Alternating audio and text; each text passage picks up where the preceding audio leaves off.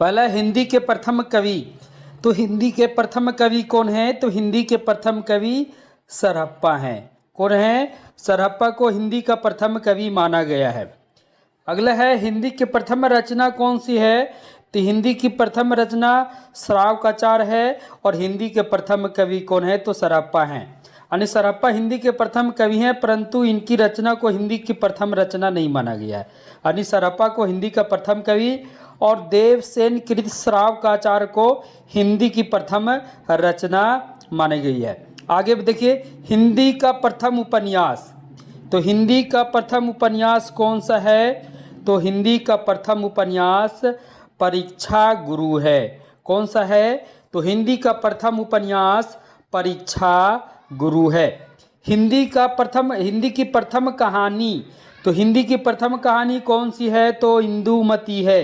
कौन सी है? इंदुमती है। किशोरीलाल गोस्वामी की रचना है इंदुमती।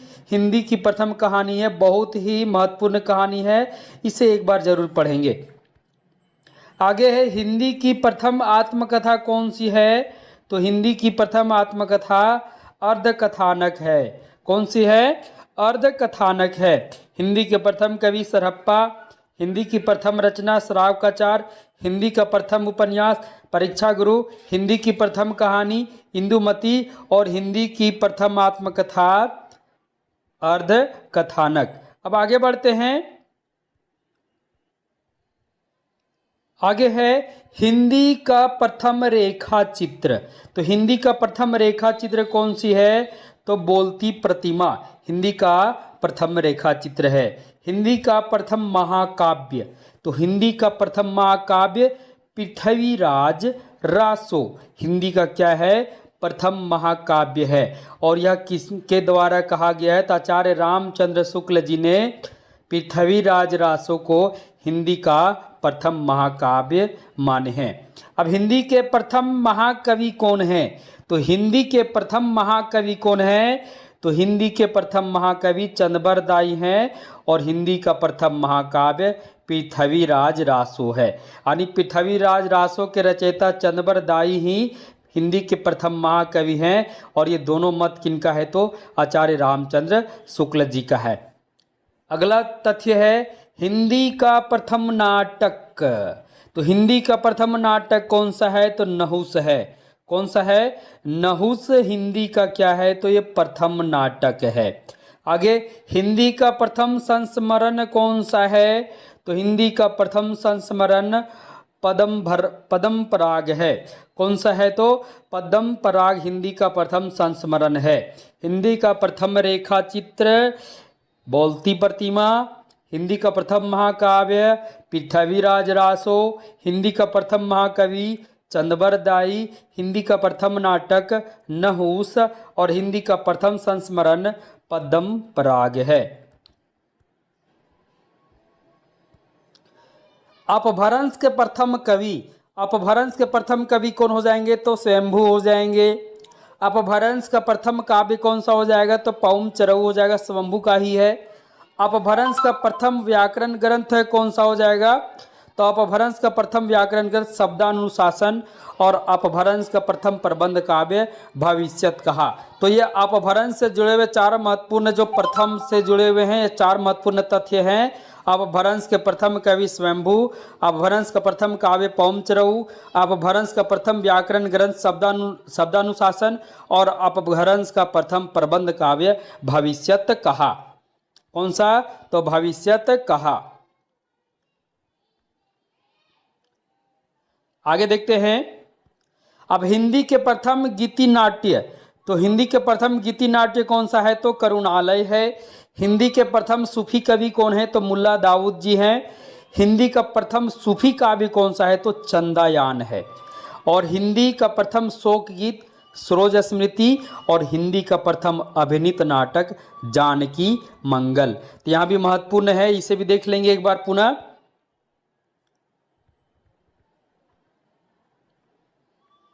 हिंदी का प्रथम गीति नाट्य कौन सा हो जाएगा? तो करुणालय। हिंदी का प्रथम सूफी कवि कौन हो जाएंगे? मुल्ला दाऊद। और हिंदी का प्रथम सूफी काव्य चंदायन। चंदायन किनका है? तो मुल्ला दाऊद जी का ही ये क्या है, ये सूफी काव्य है। और हिंदी का प्रथम शोक गीत जो हिंदी साहित्य में बहुत ही प्रसिद्ध शोक गीत है, सरोज स्मृति, जो सूर्यकांत त्रिपाठी निराला जी का शोक गीत है, जो अपनी पुत्री के मरने के बाद अपनी पुत्री के याद में ये शोक गीत लिखे थे, सरोज स्मृति। इसे ही हिंदी का प्रथम शोक गीत माना जाता है। आगे, हिंदी का प्रथम अभिनीत नाटक कौन सी है? तो हिंदी का प्रथम अभिनीत का मतलब वह कौन सी नाटक है जिस पर पहली बार अभिनय किया गया था? तो जानकी मंगल। कौन सा? जानकी मंगल एक ऐसा नाटक है जिस पर अभिनीत किया गया था, मतलब इस पर अभिनय किया गया था, इसे प्रस्तुत किया गया था नाटक के रूप में, यानी रंगमंच पर जानकी मंगल को ही सर्वप्रथम क्या अभिनीत किया गया था। आगे बढ़ते हैं।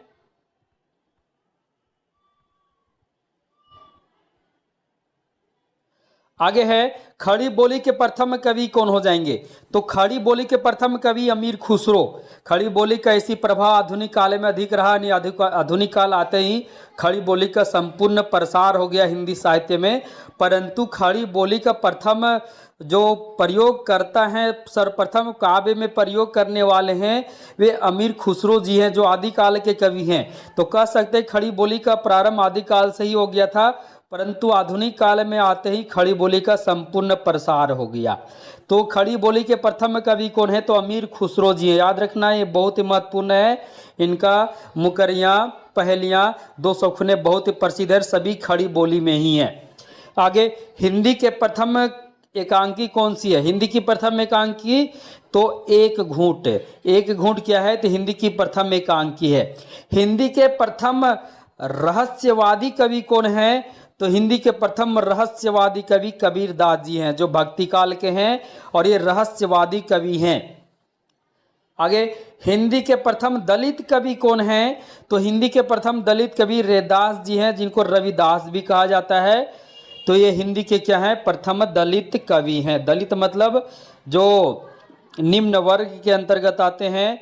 तो हिंदी के प्रथम दलित कवि कौन हैं? तो रैदास हैं।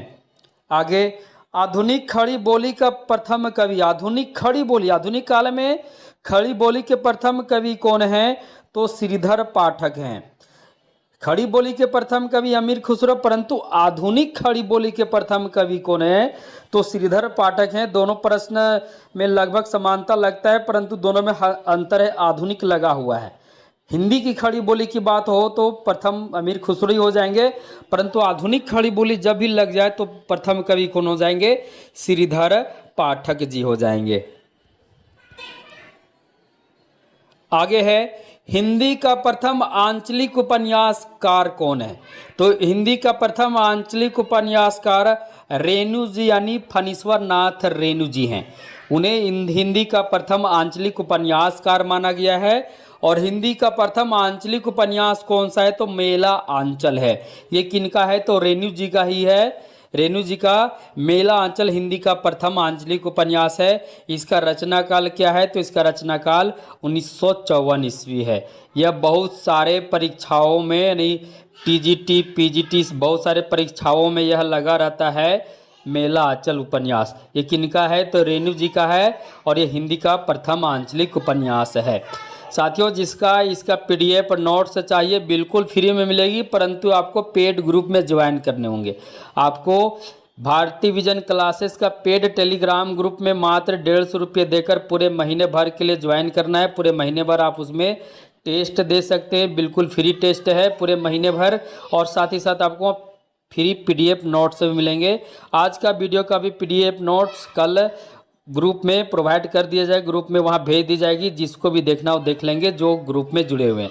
तो जो अभी तक नहीं जुड़े हैं भारतीय vision classes paid Telegram group में, आज ही जुड़े। मात्र 150 रुपये फ़ोन पे करके, जैसे भी आपको पे करनी हो, डिजिटल ही पे करनी है, कैश का सिस्टम नहीं है, क्योंकि कैश आप हमें दे नहीं सकते हैं। तो आप हमारे डिस्क्रिप्शन में मेरा नंबर दिए, वहाँ से हमसे जुड़ें, या फिर उसमें फ्री टेलीग्राम ग्रुप का भी लिंक है, वहाँ लिंक में टच करें और टेलीग्राम से ज्वाइन करें। वहाँ ज्वाइन करने के बाद आप वहाँ से भी हमें पेड करके 150 रुपये पेड करने हैं। पेड करके आप हमारे टेलीग्राम ग्रुप से जुड़ सकते हैं। तो यहाँ देखिए, हिंदी का प्रथम आंचलिक उपन्यासकार रेणु जी हैं और हिंदी का प्रथम आंचलिक उपन्यास कौन सा है? तो मेला आंचल। ये किनका है? रेणु जी का ही है। आगे देखिए, मुक्त छंद के प्रथम प्रयोगकर्ता यानी सर्वप्रथम कविता में मुक्त छंद का प्रयोग करने वाले कौन है? तो सूर्यकांत त्रिपाठी निराला जी हैं, जिन्हें मुक्त छंद का प्रवर्तक भी माना जाता है। क्या माना जाता है? मुक्त छंद का प्रवर्तक माना जाता है और इन्हें महाप्राण निराला भी कहा जाता है। आगे, छायावाद का प्रथम कृति कौन सी है? तो छायावाद की प्रथम कृति झरना है। कौन सी है? झरना है छायावाद की प्रथम कृति। सभी महत्वपूर्ण है, सभी को ध्यान से पढ़ेंगे। प्रयोगवाद शब्द का प्रथम प्रयोगकर्ता कौन है? यानी हिंदी साहित्य में प्रयोगवाद शब्द का प्रथम प्रयोगकर्ता कौन है?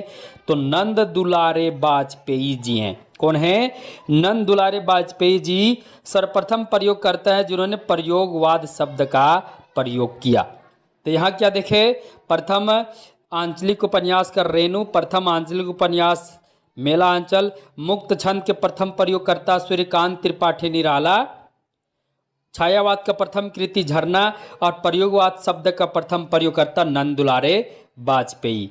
अब आगे बढ़ते हैं। सभी महत्वपूर्ण है, सभी प्रथम, जितने भी प्रथम हिंदी साहित्य से जितने भी तथ्य हैं प्रथम से जुड़े हुए, सभी का निचोड़ यहाँ है। इसको देखने के बाद आपको कहीं देखने की आवश्यकता नहीं पड़ेगी।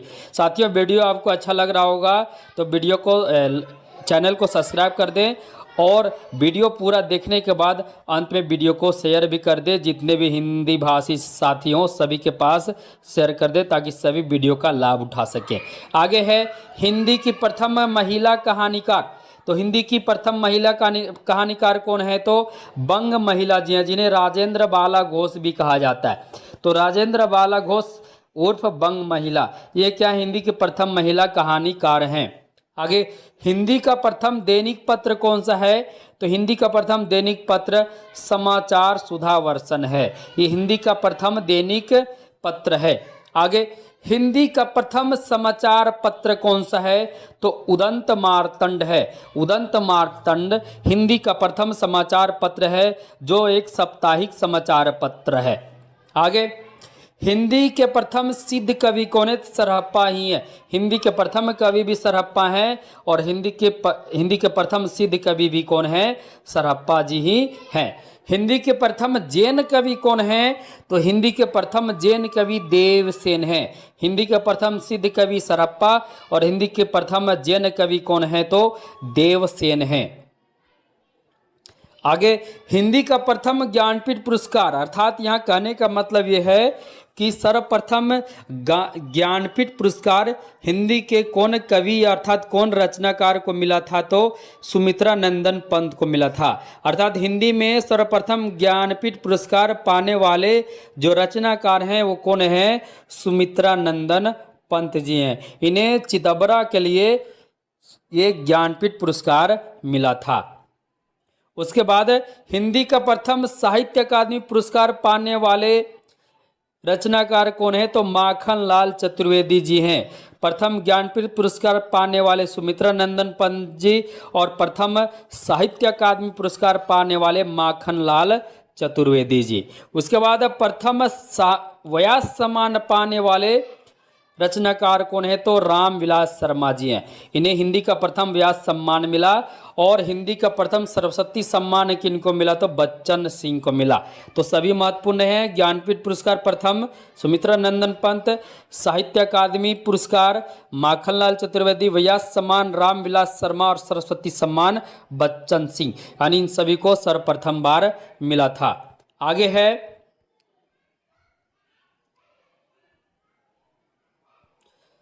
हिंदी खड़ी बोली का प्रथम महाकाव्य कौन सा है? तो हिंदी खड़ी बोली का प्रथम महाकाव्य प्रिय प्रवास है। कौन सा है? प्रिय प्रवास है। हिंदी साहित्य में प्रथम बार 12 मासा का वर्णन रचना कौन सा है? यानी हिंदी साहित्य में वह कौन सी रचना है जिसमें 12 मासा का वर्णन है? तो वह बिसलदेव रासो है। बिसलदेव रासो में सर्वप्रथम 12 मासा का वर्णन हुआ है। तो ये हिंदी का ये भी क्या है? प्रथम रचना है जिसमें 12 मासा का वर्णन है। आगे, हिंदी का प्रथम अतुकांत रचना कौन सी है? तो प्रेम पथिक जो है वह हिंदी का प्रथम अतुकांत रचना है। आगे भक्ति शब्द, भक्ति शब्द का सर्वप्रथम प्रयोग कहाँ हुआ है?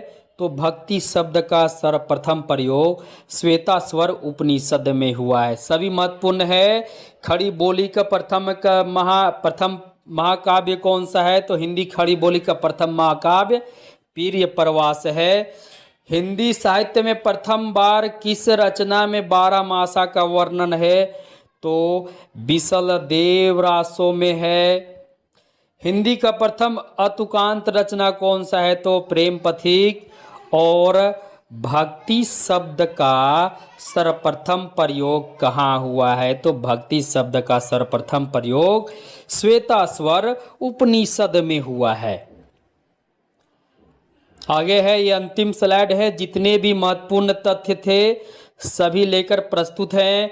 प्रगतिशील लेखक संघ का प्रथम अध्यक्ष कौन थे? तो प्रेमचंद थे। याद रखना, प्रगतिशील लेखक संघ का प्रथम अधिवेशन हुआ था जिसमें अध्यक्ष कौन थे? प्रेमचंद जी थे। ये भी महत्वपूर्ण है क्योंकि कई बार प्रेमचंद से ये सवाल आते रहते हैं। प्रेमचंद का प्रथम उपन्यास कौन सा है? तो प्रेमा है। कौन सा है? प्रेमा है। स्वच्छंदतावाद का प्रथम प्रयोग किसने किया था? तो हिंदी साहित्य में स्वच्छंदतावाद का प्रथम प्रयोग मटुकधर पांडे ने किया था। किसने किया था? मटुकधर पांडे ने किया था। सरस्वती पत्रिका का प्रथम संपादक कौन थे? चिंतामणि घोष जी थे। कौन थे? चिंतामणि घोष जी थे।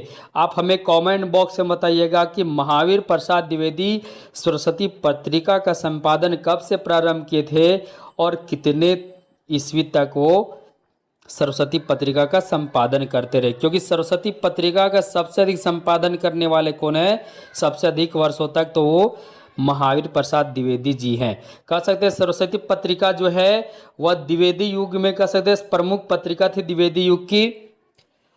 अंतिम में है, हिंदी का प्रथम जीवनी कौन सी है? तो दयानंद दिग्विजय जो है ये हिंदी का प्रथम जीवनी है।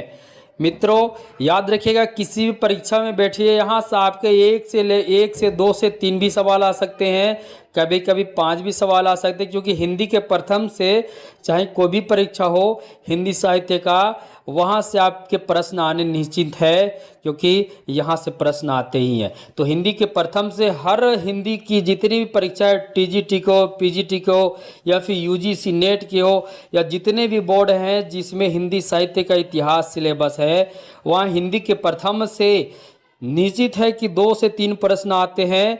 तो इसे पूरा पढ़ लेंगे। हो सकता है 1 नंबर के चलते आपका क्या हो, नुकसान हो जाए, तो पूरा पढ़ लेंगे।